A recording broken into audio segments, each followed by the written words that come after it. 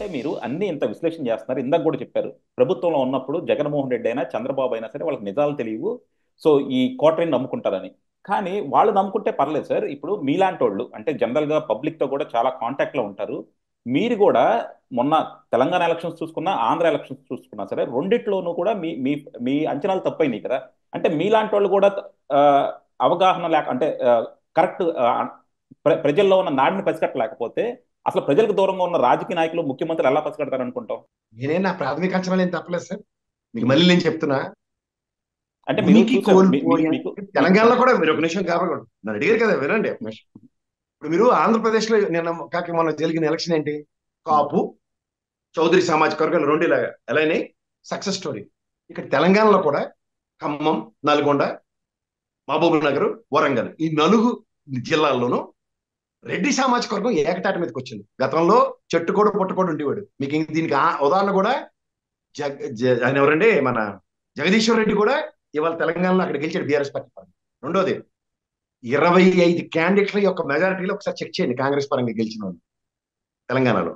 మీకు ఇంకోటి, నా విశ్లేషణలు మీరు జాగ్రత్తగా వింటే, కేసీఆర్ గారికి మాత్రమే కన్సర్న్ ఉంది ఇక్కడ. వాళ్ళ అబ్బాయికి, అల్లుడికి వాళ్ళ మాటలతో ప్రభావితం అయిపోతాను ఇంపాసిబుల్. రెండోది, మీరు అంచనాలు తప్పే అంటున్నారు చూడండి. ఎలక్షన్స్ లో దక్షిణ తెలంగాణలో ఎప్పుడు తెలంగాణ వీకే. నేను ఇందాక చెప్పిన 4 జిల్లాలు వీళ్ళకి ఏంటంటే కాంగ్రెస్ నుంచి, టీడీపీ నుంచి పారాచూట్లు వేసుకొచ్చి బీఆర్ఎస్ లో జాయిన్ అయిపోతే వాళ్ళతో మనం ముందుకెళ్ళిపోతామని బ్రహ్మాండంగా ఉందనుకుని కుషామతగా కూర్చున్నాడు ఆయన. సెకండ్ స్టెంట్ లీడర్స్ ని, ఒరిజినల్ గా కమిట్మెంట్ ఉన్న తెలంగాణ శ్రేణుల్ని పరిరక్షణ చేసుకోలేకపోయాడు. మూడోది, ఎప్పుడైతే ఇప్పుడు తెలుగుదేశం ఇక్కడ రీవ్యాంప్ అయింది అనుకోండి సార్ తెలంగాణలో, ఏమవుతుంది? ఇదే గాంధీ గారు ఇవాళ కాంగ్రెస్ లో జాయిన్ అయ్యాడు, గతంలో బీఆర్ఎస్ లో ఉన్నాడు, అలా టక్కన మళ్ళీ తెలుగుదేశంకి వస్తాడు. ఎగ్జాంపుల్స్ చెప్తున్నా.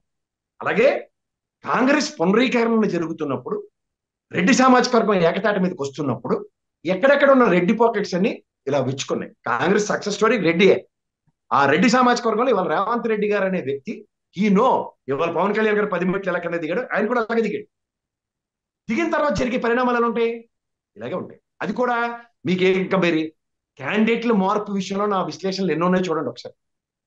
పైపొచ్చి వాళ్ళు గతంలో తెలుగుదేశం గవర్నమెంట్ ఉన్నప్పుడు, కాంగ్రెస్ గవర్నమెంట్ ఉన్నప్పుడు, కొత్తగా బీఆర్ఎస్ పార్టీ ఉన్నప్పుడు బేర మినిమం 4 నుంచి 5 సార్లు గెలిచిన వాళ్ళు నెత్తి మీద ఉన్నారు. వీళ్ళు 5 సంవత్సరాలు 5 టర్ములు బట్టి పని చేయకుండా, పాటు చేయకుండా మళ్ళీ వాడి అంటే ఎవరికైనా మంట ఎలా ఉంటుంది? ఆ మంటకు ప్రతిరూపం. ఇప్పుడు వైఎస్ఆర్సీపీ చూడండి అక్కడ ఆంధ్రాలో, వేమూరు నియోజకవర్గం మేరుగు నాగార్జున, ఆదిమూలపు సురేష్, ఇలాంటి వాళ్ళు దమ్మిడికి పనికిరట్లేదు రాజకీయంగా, నియోజకవర్గాల్లో భ్రష్టు పెట్టించారు. వాళ్ళు తీసుకొచ్చి నెత్తికెక్కిస్తే ఎవరేం చేస్తారు? ఇప్పుడు చెవిరెడ్డి లాంటి ఉన్నాడు, అన్ని జిక్కుమాల రిపోర్ట్లే, ఒక రిపోర్ట్ లోపలికి ప్రాపర్ గా తీసుకెళ్ళాలి. దీనివల్ల ప్రభావాలు ఎవరికి ఉంటాయి? అధినాయకుడికి ఉంటాయి. అబ్సల్యూట్ మెజారిటీస్ వచ్చే దగ్గర క్యాండిడేచర్ మార్పు కోరుకుంటుంది కదా. పిల్లలు మార్చినట్టు దాని పిల్లలే కదా, ఇటు తీసుకెళ్ళి ఆడబెట్టినా అక్కడి నుంచి ఇక్కడ తీసుకెళ్ళిన అవే పిల్లలు కదా. అప్పుడు అదే గొప్ప స్ట్రాటజీ అన్నారు కదా సార్. నియోజకవర్గ మార్పుల్లో నాయకత్వ మార్పు కోరుకుంటున్నది అధినాయకుడు గ్రహించకపోతే దాని కాన్సిక్వెన్స్ ఎలాగే ఉంటుంది. ఎలక్షన్స్ ముందు అదే గొప్ప స్ట్రాటజీ అన్నారు కదా. జగన్మోహన్ రెడ్డి అసలు నియోజకవర్గాల నుంచి మార్చడము అదే చాలా గొప్ప స్ట్రాటజీ. 80 మందిని మార్చమని నా విశ్లేషణలు ఎన్నో చూడండి. ఉమ్. కానీ 80 మందిని మీరు మార్చి తీరాలని చెప్పిన విశ్లేషణలు చూడకుండా నేను అదే చెప్తున్నాను సార్, నా విశ్లేషణలు కరెక్ట్ గానే ఉన్నాయి. ఉమ్, మార్పు కోరింది నేనే మొదట. 80 మంది గ్రాస్ రూట్ లెవెల్లో పనులు లేవని నేనే సెఫాలజిస్ట్ కాదు కదా సార్. నాకు ఫర్ ఇన్స్టెంట్ నాకు ఒక 50 100 నియోజకవర్గాలు ఇచ్చి ఆ ప్రశాంత్ కిషోర్ గడికి వాళ్ళకి ఇచ్చినట్టు నన్ను చేయమంటే నేను చేసి ఇస్తున్నాను. నాకు ఎవరు డమ్మిడి ఇవ్వకుండా నేనే నా ఆనందాన్ని చంపుకోలేక వెళ్ళి నియోజకవర్గాల వారిగా కొన్ని ప్రాథమిక గణాంకాలతో నేను చేసిన విశ్లేషణలే. కానీ విశ్లేషణ వేరు, సెఫాలజిస్టులు చేసే పనులు వేరు. విశ్లేషకుడు గ్రాస్ రూట్ లెవెల్లో మనుషులకు అందుతున్న సంక్షేమాల మీద. ఇప్పుడు నేను రైతు బంధు పథకం ఇక్కడ తెలంగాణలో సక్సెస్ స్టోరీ. నేను రైతు బంధు అందుకున్న వాళ్ళందరితో ఇంటర్వ్యూ చేస్తే నాకు పాజిటివ్ అనాలిసిస్ వస్తుందా, నెగిటివ్ అనాలిసిస్ వస్తుందా? ఇప్పుడు ఇక్కడ మనకి ఇదేంటది, మునుగోడు ఎలక్షన్ నేను మొదటి నుంచి చెప్తున్నా. 1000-10,000 లోపల నువ్వు తప్ప ఇంపాసిబుల్ టు నెక్స్ట్ అని. ఏమైంది? అదే ఎలక్షన్ అయింది. కోమటిరెడ్డి అక్కడ స్టార్ ఇవాళ ఎలా గెలిచాడు అతను, వాళ్ళిద్దరు బ్రదర్స్. అది ఒరిజినల్ మన ఎబిలిటీ వాళ్ళది, రెడ్డి పరంగాను కాంగ్రెస్ పరంగాను. బట్ పక్క పార్టీకి పోతే నియోజకవర్గంలో క్యాండిడేట్ ని జస్టిఫై చేయరు. ఈటల రాజేంద్ర గారి కూడా ఏమైంది తెలంగాణలో? ఆయన మాకు కావాల్సిన పెద్ద ఐకానిక్ పర్సనాలిటీ, కేసీఆర్ గారి తర్వాత అంత గొప్ప వ్యక్తి. బట్ బీజేపీ పరంగా టాలరెన్స్ జీరో. అండ్ మన జనరల్ ఎలక్షన్ ఎందుకు ఓడిపోయాడు? ఎందుకంటే కన్సిడరేషన్స్ ఒక్కొక్క పార్టీ నుంచి ఒక వ్యక్తికి ఏ విధంగా ప్రజలు ఇస్తారన్న దగ్గర అధినాయకుడి దగ్గర రీడింగ్ ఉండదు. క్యాండిడేట్ జస్టిఫికేషన్స్ అనేవి అతని డిస్క్రిప్షన్, మన చేతిలో ఉండదు కదా. సో ఈ ఎప్పుడైతే ఒక నాయకుడు ఇప్పుడు ప్రకాశం జిల్లాలో చంద్రశేఖర్ గెలిచాడు. అతను ఒకటే ఎందుకు గెలగలిగాడు? Because the damages what has been made by the previous person అది నిరంతరం ప్రజల్లోకి వెళ్ళి దాన్ని అడ్రస్ చేసుకుంటూ ఉన్నాడు. అంత 4 నెలల పాటు నిరంతర కృషికి ఫలితం అలా ఉంటుంది ప్రజల నుంచి. క్యాండిడేట్ మార్పును కూడా మీకు జస్టిఫై చేసి చెప్తున్నాను. ఇదే ఆలమూరు సురేష్ పక్కబోయాడు, ఏం ఉపయోగం అక్కడ కొండపై? Candidate ability zero, competency level zero, నియోజకవర్గానికి మొత్తానికి మంత్రిగా కూడా చేసింది శూన్యం. ఇవి నియోజకవర్గం పోతే ఎక్కడ అవుతుంది? సేమ్ వేమూరు మెరుగు నాగార్జున కూడా అదే పరిస్థితి. అక్కడ పోయాడు, ఏమైంది? సంతనోతల పాటు. సో ఇట్లాంటివి మేము చెప్పినవి చెప్తూనే ఉన్నాం సార్. మాకు డైరెక్ట్ గా తెల్లారులు వచ్చి చంద్రబాబు నాయుడు గారితో గంట మీటింగ్, లేదా జగన్మోహన్ రెడ్డి గారితో గంట మీటింగ్ ఉండి ఇవన్నిటితో మా 7 సార్లు ఇలా అయిందంటే మా ఆధార సమాధానం వాళ్ళు ఈ రోజు దగ్గర నేను కళాకాలేదు ఎవడ కూడా నాకు తెలియదు ఎందుకు చెప్పాలని. అలాంటి వాళ్ళు పట్టుకొని నన్ను చంపుకు తినేస్తే నేను ఏం చేస్తాను? సమాలజిస్టులు కాదు సార్. గ్రాస్ రూట్ లెవెల్లో ఇప్పుడు నేను మీతో మాట్లాడినప్పుడు మీతో నాకు 10 నిమిషాలు మాట్లాడితే మీరు ఖచ్చితంగా తెలుగుదేశం, నేను మీకు వేసి ఓటు తెలుగుదేశం టికెట్ కొంటా ఎగ్జాంపుల్. అలా ఇంకోటితో మాట్లాడినప్పుడు ఆడు తెలుగుదేశం ఆడు తెలియదు. ఇలాంటివి నా దగ్గర ఒక అనాలిసిస్ లో ఈ నియోజకవర్గంలో ఒక 50 మంది తెలుగుదేశంకి అడ్వాంటేజ్ ఇస్తున్నాం. తర్వాత తెలుగుదేశం చాలా స్తబ్దంగా నమ్మక నీరు ఎత్తినట్టు కూర్చొని ఉన్నారు. ఎక్కడ క్యాంపెయినింగ్ లేవు, ఏమీ లేవు. గ్రాస్ రూట్ లెవెల్లో ప్రజల టర్న్అవుట్, ప్రజా తీర్పు వాళ్ళకి బడబాగ్ని లోపల దాచుకుని టైం వచ్చినప్పుడు కొట్టారు. ఇది సంక్షేమ ఫలాలు అందుకున్న వాళ్ళు 3,75,00,000 పైచీలు కొన్న వాళ్ళు 5 కోట్ల జనాభాలో ఎవరిని అడిగినా బ్రహ్మాండంగా అందుతాం సార్. టిట్కో ఇల్లుకి వెళ్తే ఈ ఇల్లు మాకు ఇచ్చారు సార్, లేకపోతే జగనన్న కాలనీకి వెళ్తే సార్ ఇది మా ఇంద్రప్రస్థానం సార్, ఇలా కట్టుకోగలిగామని మాట్లాడేది అనాలిసిస్ మా దగ్గర ఉంటే టిట్కో ఇల్లు ఎక్కడ ఇచ్చారు సార్? ఏం చేయగలుగుతాం అసలు చెప్పండి? టిట్కో ఇల్లు మొరగబెట్టాడు కదా జగన్మోహన్ రెడ్డి. టిట్కో ఇల్లు దాంట్లో 25,000 కోట్ల క్రైమ్ జరిగింది. మీరు గతంలో ఎన్డీఏ గవర్నమెంట్ లో వెంకయ్య ఎత్తేసి వైస్ ప్రెసిడెంట్ చేశారు. బండారు దత్తాత్రేయ ఈఎస్సీ స్కామ్ మన అచ్చెన్నాయుడును ఇక్కడ తెలంగాణలో నాన్న తిప్పబడ్డారు. స్కామ్ చేసిన వాళ్ళు అందరూ బ్రహ్మాండంగా ఉన్నారు. ఈ 5 సంవత్సరాల జగన్మోహన్ రెడ్డి 5 సంవత్సరాలు జగన్మోహన్ రెడ్డి ఏం బయట పెట్టగలిగాను సార్ అవన్నీ. కానీ ఒకటి సార్, అంటే ఇప్పుడు మీరు చెప్పారు ఇప్పుడు కమ్మ కాపు కలిసింది, సో అది స్ట్రాంగ్ ఫ్యాక్టర్ అని. ఆ స్ట్రాంగ్ ఫ్యాక్టర్ మీరు ఎలక్షన్స్ ముందు ఎందుకు గ్రహించలేకపోయారు? ఎలక్షన్స్ ముందు చంద్రబాబు తెలుగుదేశం గెలవబోతుందని మీరు ఎందుకు చెప్పలేకపోయారు? అప్పుడు వైఎస్ఆర్సీపీ గెలుస్తుందని అంత డంకా బజాయించి ఎందుకు చెప్పారు? అరే ఇంత ప్రశ్నించడం చాలా ఈజీ సార్. అటుపక్క నుంచి ఉన్నారు కాబట్టి ఇటుపక్క వినండి. జగన్మోహన్ రెడ్డి అనే వ్యక్తి జగన్మోహన్ రెడ్డితోనే యుద్ధం చేస్తున్నాడు. అయితే 175 లేదా ఆయన ఇష్టం అని చెప్పాను.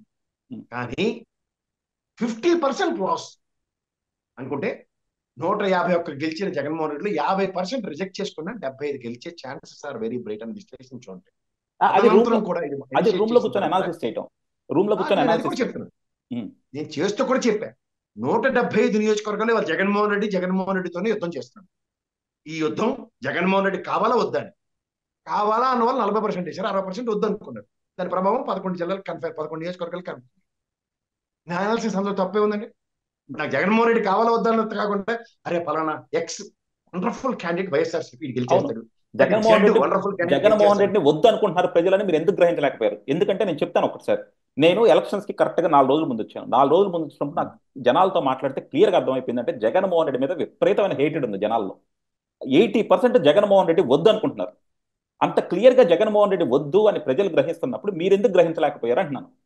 ఇప్పుడు అనుకుందాం మీరు అనుకున్నట్టు తెలుగుదేశానికి వేస్తామా ఎవరికి జగన్మోహన్ రెడ్డి అయితే వద్దని అయితే క్లియర్ గా అనుకున్నారు ప్రజలు. అదే నేను 4 రోజుల ముందు కన్నా నాకు లాస్ట్ 30 రోజుల అజెండా ఏంటంటే నియోజకవర్గంలో స్థానిక ఎమ్మెల్యేలు ఇంటర్వ్యూ చేసే కార్యక్రమంలో నేను నాది హెక్టిక్ స్కెడ్యూల్ ఉంది. ఎమ్మెల్యేలు ఎంపీలు మినిస్టర్లు నా కోఆర్డినేషన్స్ లో నాకు ఇంటరాక్షన్స్ కుదరలేదు ప్రజలు.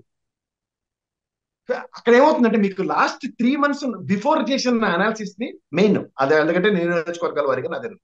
తర్వాత నేను చేసిన అనాలిసిస్ కూడా సంక్షేమ ఫలాలదే చేశాను. మీరు గమనించట్లేదు అది.